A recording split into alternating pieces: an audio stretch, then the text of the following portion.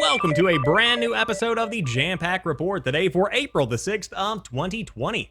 Of course, my name is Samuel Adams, and this is a daily gaming news podcast meant to bring you the hottest gaming news you need to know from around the industry. Hosted on YouTube and podcast services around the world 5 days a week, this is your one-stop shop for all of the hottest gaming news that you need to know. And today we're talking about Saints Row the Third because the game is getting a remaster on PS4, Xbox One, and PC that I must admit looks pretty impressive. On top of that, we're talking about the Atari VCS and some drama around that development, Resident Evil games that could be coming out in the future. The Mafia series is going to be getting some definitive additions according to a new ratings board, and Overwatch League players are paying the fine because they did the crime. And without further ado, let's go ahead and dive into today's top gaming news. First off, a Saints Row the Third remaster is coming to PC, PS4, and Xbox One in May.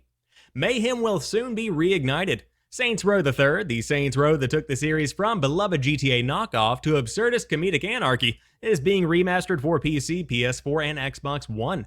Deep Silver's return to Steelport is, like all remasters, predicated on making everything look new and shiny.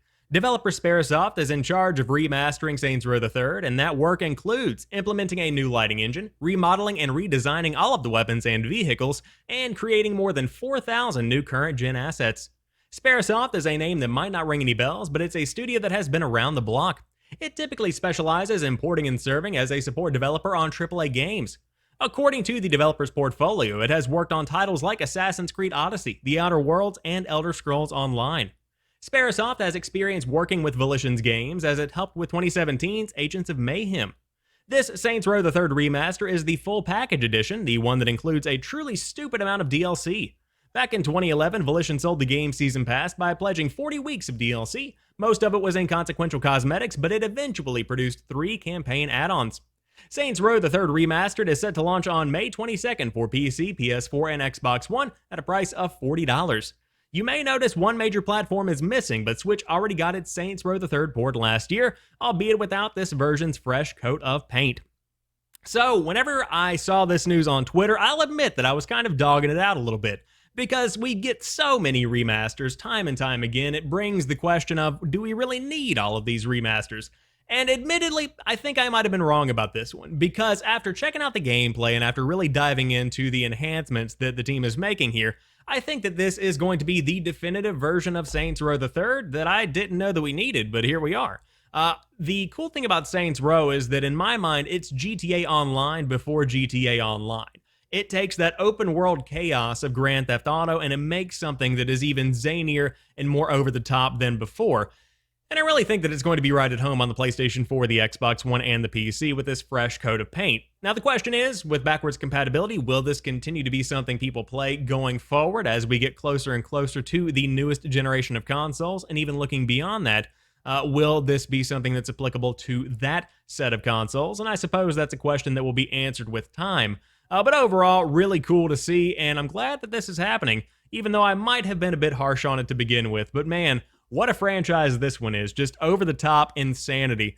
Saints Row is unlike anything that we've seen before, and of course, right now, there is reportedly, at least confirmed actually, a brand new Saints Row game in development. But until then, Saints Row the Third Remastered is going to be holding you over. Or perhaps you want to play the Atari VCS. Ooh, this one could get a little bit dicey when it comes to development. Atari VCS system architect Rob Wyatt is suing Atari over missed payments. Rob Wyatt, the system architect behind the original Xbox, is suing Atari for failing to pay him for the work he did on the company's retro VCS console. Wyatt had been hired to oversee creation of the Atari VCS, but cut ties with the company in October 2019 and said Atari had not paid him in over 6 months. In an interview posted at the time, he explained he fully intended to see the project through to the end, but the missed payments left him little choice other than to pursue other opportunities. Atari refused to comment on what it described as an isolated matter under dispute. Now, 6 months on from his departure, Wyatt has taken the matter further and filed a lawsuit against the company over an alleged breach of contract and defamation.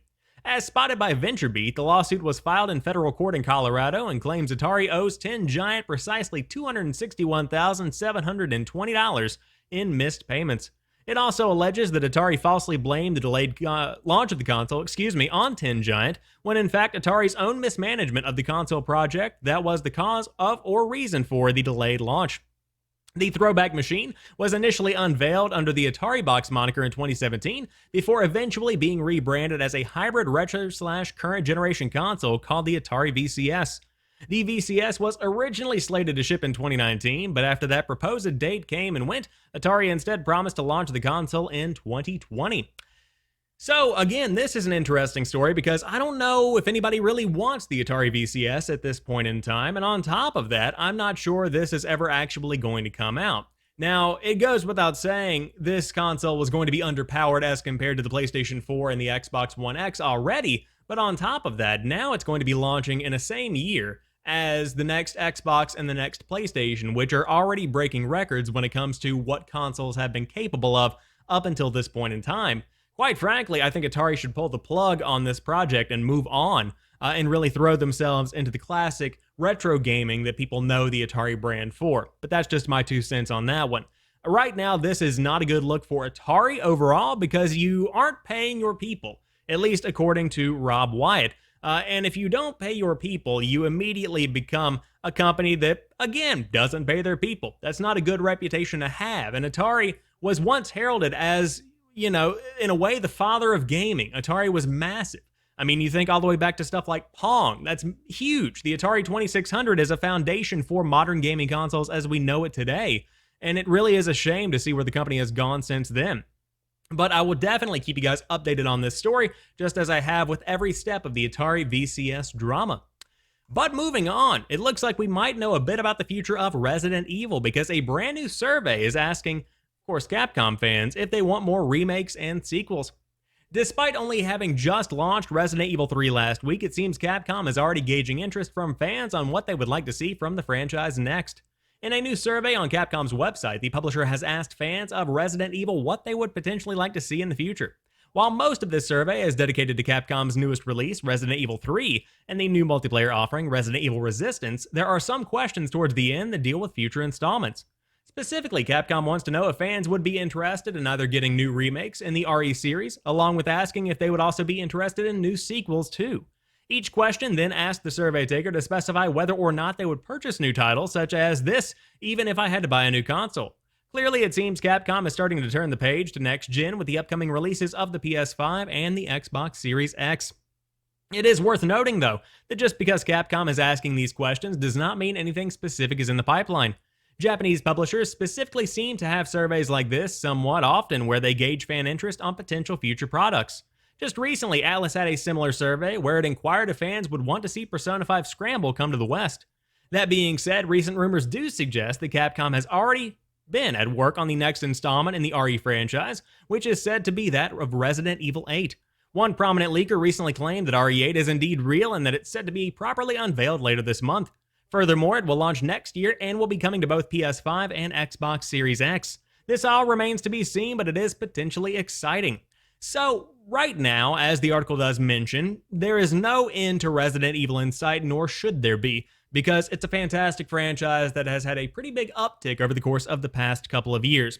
And I think that asking fans if they're interested is perfectly fine, but I will say, I get a bit concerned when I see this kind of behavior from a company because it's good to stay in touch with your audience and it's good to make sure that you are creating something that is going to generate interest.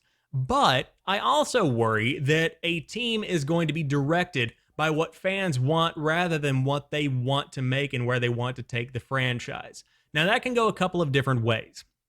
So if you think about listening to the fans, in many cases, the fans might not actually know what they want. You could create something that's entirely new and diverse, and it be fantastic. Alternatively, you could create something that's new and diverse, and people absolutely hate it, but those calculated risks are one that sometimes you have to take.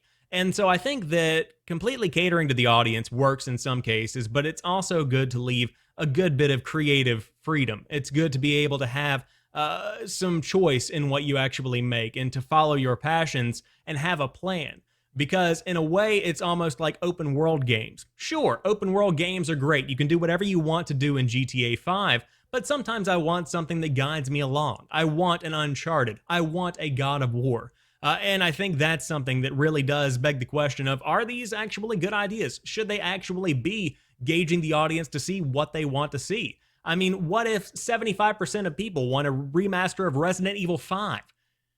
Ooh, I don't want that. But regardless, I want to hear your thoughts on this one. So in the comments section, or you can hit me up on Twitter at PrettyChillGuy. Let me know what you think about the new survey coming out from Capcom. Very interested to see what you think.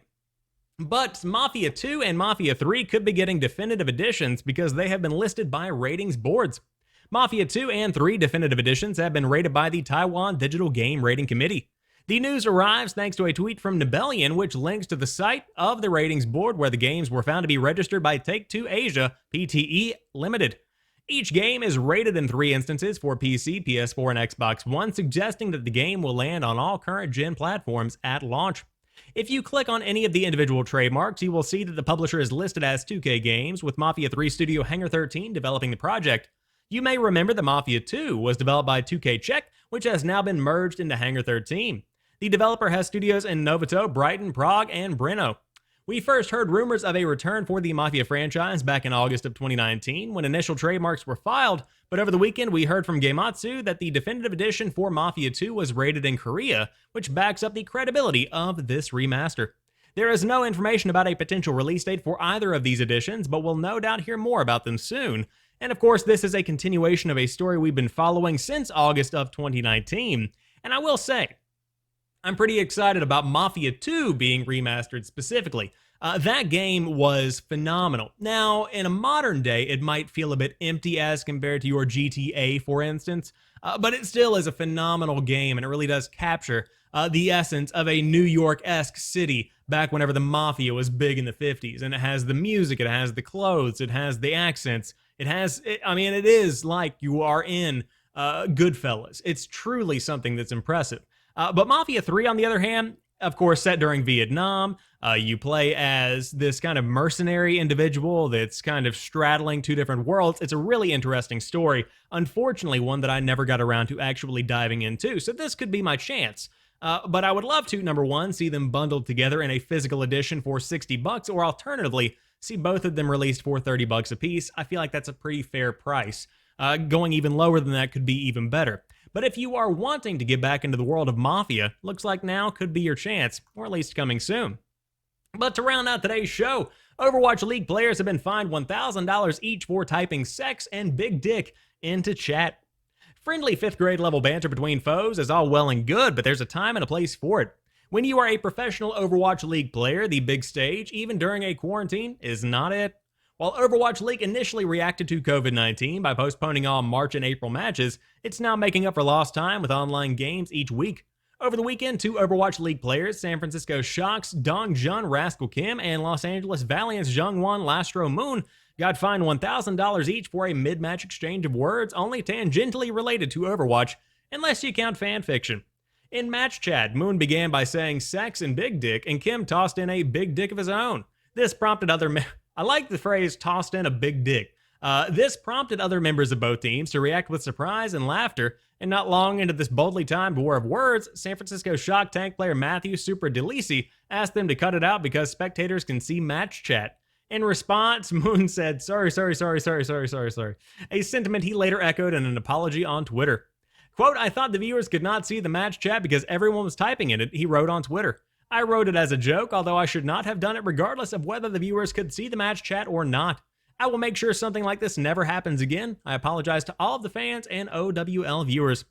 Overwatch League's official discipline tracker now contains 2 new entries, noting that both Moon and Kim have been fined $1,000 for inappropriate chat during a league match. Kotaku reached out to LA Valiant and SF Shock, not like the thing on your foot, SF Shock, for more information, but as of this publishing, the teams had yet to reply. It seems then that if players wish to convey these ideas during official matches, they will have to resort to the more abstract form of expression that is the tactical crouch. Ideal, that one is. But yeah, so of course, when it comes to in-game chat, it's pretty much free reign. You never know what you're going to see. But in this case, if you are a professional player, probably not the best time to be making these kind of remarks.